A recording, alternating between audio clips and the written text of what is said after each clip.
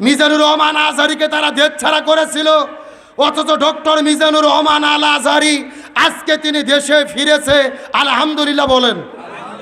মিজানুর রহমান ভাই আজহারী বীরের বেশে আজকে বাংলাদেশে ফিরে এসেছে। মাহফিল করবেন কক্সবাজার পেকুয়াতে, 10-15 লক্ষ মানুষের সমাবেশ ঘটবে। মাহফিলের সকল প্রস্তুতি সম্পূর্ণ। আজহারী ভাই আগে মাহফিলে আসলে লোক হইতো 1 লাখ, আর এখন যেই মাহফিল হচ্ছে এই মাহফিলে লোকজনের উপস্থিতি হবে 10 লাখ। জোরে বলেন আল্লাহু আকবার। এই বাংলাদেশে গত 16 বছরের ভেতরে শহীদ আল্লামা দিলওয়ার হোসেন সাঈদীর পরে সবচাইতে যিনি বেশি জনপ্রিয়তা অর্জন করেছিল আমাদের প্রিয় ভাই ডক্টর মিজানুর রহমান আল আজহারী। ওই আজহারী ভাই জনপ্রিয়তা অর্জন করার কারণে এই দেশের মধ্যে তাকে থাকতে জায়গা দেওয়া হলো না, তাকেও বাংলাদেশ থেকে মালয়েশিয়া যাইতে বাধ্য করা হলো। এই জন্য আবু জেল্লা 3টা কাজ করবে। 1 নম্বর জেলে বন্দি করবে, 2 নম্বর হত্যা করবে, 3 নম্বর দেশ থেকে বের করে দেবে। এখন আমি আপনাদেরকে জিজ্ঞাসা করি, বলেন তো এ মানিকগঞ্জের মুসলমান চিৎকার করে বলেন তো, গত 16 বছরের ভেতরে আমার দেশের আবু জেহেলেরা এই 3টে কাজ করছে নাকি করে নাই? এ জোরে বলেন, করছে নাকি করে নাই? তারপরে বোঝা গেল 1450 বছর আগের আবু জেহেল আর বাংলাদেশের গত 16 বছরের সৈয়াসার আবু জেহেল, এদের ভেতরে বিন্দু মাত্র কোনো পার্থক্য নাই। কিন্তু আল্লাহর কি খেলা, আল্লাহর কি ফয়সালা। মিজানুর রহমান আজহারীকে তারা দেশ ছাড়া করেছিল, অথচ ডক্টর মিজানুর রহমান আল আজহারী আজকে তিনি দেশে ফিরেছে, আলহামদুলিল্লাহ বলেন।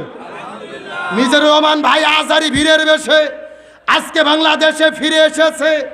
মাহফিল করবেন কক্সবাজার পেকুয়াতে, 10-15 লক্ষ মানুষের সমাবেশ ঘটবে। মাহফিলের সকল প্রস্তুতি সম্পূর্ণ। আজহারী ভাই আগে মাহফিলে আসলে লোক হইতো 1 লাখ, আর এখন যেই মাহফিল হচ্ছে এই মাহফিলে লোকজনের উপস্থিতি হবে 10 লাখ। জোরে বলেন আল্লাহু আকবার। তাহলে বলেন তো দেখি, আলেমদেরকে দেশ ছাড়া করে কোনো লাভ হয়েছে? এ ষড়যন্ত্র করে কোনো লাভ হয়েছে? সেই কক্সবাজার পেকুয়ার ঐতিহাসিক মাহফিল 10-15 লক্ষ মানুষের জায়গা করা হয়েছে। আমার মনে বলতেছে নতুন একটা ইতিহাস সৃষ্টি হবে বাংলাদেশের ইতিহাসে। কোনো মাহফিলে যত মানুষের উপস্থিতি ঘটেনি এত মাহফিল আজহারীর মাহফিলে এবার উপস্থিত হবে। জোরে বলেন আল্লাহু আকবার। আজকে আজহারীকে যারা দেশ ছাড়া করেছে, আল্লামা সাঈদীকে যারা জেলে বন্দি করেছে, আলেমদের বিরুদ্ধে ষড়যন্ত্র করেছে, এই সমস্ত মানুষকে এখন দেশে আছে না পালাইছে? তার মানে যারা ষড়যন্ত্র করেছিল ওরাই পালিয়ে গেছে, আর আলেমদের সম্মান কে বৃদ্ধি করেছে? এ জোরে কোন না কা। আগামীকালকে হবে মাহফিল, একদিন আগে থেকে হাজার হাজার মিডিয়া ক্যামেরাম্যান ওই কক্সবাজার পেকুয়াতে যে ভিড় জমাচ্ছে। এনটিভি, এটিএন বাংলা, যত টেলিভিশন আছে ব্রেকিং নিউজ দেখাচ্ছে আজহারী দেশে ফিরেছে। মাহফিলে আলোচনা করবে, পুরো মিডিয়া, সোশ্যাল মিডিয়া সব জায়গায় আজহারীর দখলে। তার মানে বোঝা যাচ্ছে আজহারীকে দেশ ছাড়া করে আজহারীর সম্মান কমেনি, আল্লাহ সম্মান আরো বাড়াইয়া দিছে। তার মানে বোঝা যায় আল্লাহ যদি কাউকে উপরে উঠাতে চায়, পৃথিবীর মানুষ যদি পাও ধরে নিজ দিকে টানে তাকে কি নামাতে পারবে? বরং আল্লাহ যদি উপরে উঠাতে চায় কোথায় যাবে? ওপরে যাবে, তার সম্মান বেড়ে যাবে। বরং আলেমদের বিরুদ্ধে যারাই লেগেছে তারাই দেশ ছাড়া হয়েছে। কিন্তু একটা কথা ভালো করে বোঝেন, ওই যে আবু জেহেলের বাড়ি আছে মক্কায়, কাবা ঘরের পাশে যারা হজ করতে গেছে জানবেন আবু জেহেলের বাড়ি আর বানি নাই। আবু জেহেলের বাড়িকে ইন্টারন্যাশনাল পায়খানা বানাইছে কে?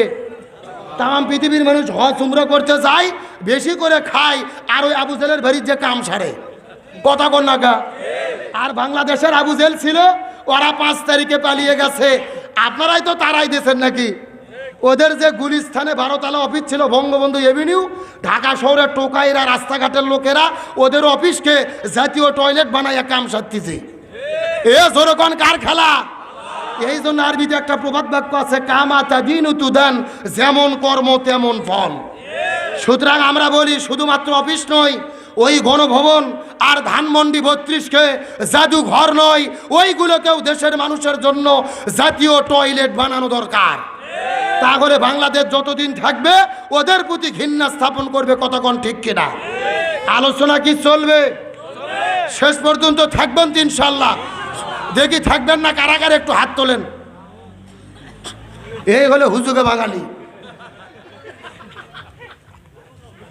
সত্য সত্য কারা কারা থাকবেন হাত উঠান তো দেখি। সবাই হাত উঠান দেখি। লিল্লাহে তাকবীর। হয় নাই সাউন্ড হয় না, হাত উঠান। বা মুরব্বি হাত উঠান, বা হাত উঠান সবাই, একটু গলা কাকার দেন তো দেখা। লিল্লাহে তাকবীর। হয় নাই, কেবল 60% হলে, এখনো 40% বাকি। একটু জোরে শক্তি করেন তো দেখি। লিল্লাহে তাকবীর। আল কোরআনের আলো, আল হাদিসের আলো, দুনিয়ার মুসলিম, ইসলামের শত্রুরা, লিল্লাহে তাকবীর। আলহামদুলিল্লাহ বলেন। আপনারা সবাই কিন্তু হাত তুলে ওয়াদা করলেন শেষ পর্যন্ত থাকবেন। এখন না থাকে যদি উঠে চলে যান, ওয়াদা ভঙ্গ করা কিসের লক্ষণ? আপনারা কি মুনাফিক হতে চান? মুনাফিক হতে চান কি চান না মোনাজাতের আগে বোঝা যাবে। জোরে বলেন, কিসের আগে? মিনিট 30 টাইম কি দেওয়া যাবে? তবে আমি জানতে চাচ্ছি যে রাস্তায় যারা ঘুরতেছে এরা কারা, কোথা থেকে এলো? না খিচুড়ি নেই তো আজকের মাহফিলে, কোনো খিচুড়ি নেই। হ্যাঁ, ঘুরে লাভ নাই, কোনো খিচুড়ি নেই। আচ্ছা আমার দিকে তাকান, আপনাকে তরমুজ চেনেন? তরমুজ কথা কোন ভাইরে, না করলে বাস হবে না। আপনারা কি মানিকগঞ্জ লোক তরমুজ চেনেন? আচ্ছা আপনারা কি তরমুজের ভেতরে লাল খান না বাইরে সবুজ ঝুল্লি খান? ভেতরে লাল খান। ওই রাস্তায় রাস্তায় যারা ধারে থেকে ঘুরতেছে এরা হলে তরমুজের ঢুল্লি খাওয়া পাটি। এ কথা কোন ঠিক কিনা? আরে মজা বুঝতে গেলে ভেতরে ঢোকা লাগবে, বাইরে মজা পাওয়ার কোনো সুযোগ। আসেন আলোচনার দিকে। তাহলে চিৎকার করে বলেন, আলেমদের বিরুদ্ধে ষড়যন্ত্র করে কি কোনো লাভ হয়েছে? কোনো লাভ নাই। আগে আজারি মাহফিলে লোক হইতো 1 লাখ, এখন হবে 10 লাখ। আগামী রমজান মাহফিলে লোক হইতো 10,000, এখন হচ্ছে লক্ষ লক্ষ। আর মামুনুল হক আগে মাহফিলে গেলে লোক হতো 20,000, আর এখন জাগাই দেওয়া যায় না। এ কথা কর না কে? তাহলে আলেমদেরকে ধর্ষণকারী বানাইয়া কি লাভ হলো? আলেমদেরকে অপরাধী বানাইয়া কি লাভ হলো? তার মানে যারাই আলেমদের বিরুদ্ধে লেগেছে আল্লাহ ওদেরকেই দেশ ছাড়া করেছে। তারপর ভারতে যাওয়ার পরে লন্ডনে যেতে চেয়েছে, ভিসা পায় নাই। কানাডা যেতে চেয়েছে, ভিসা পায় নাই।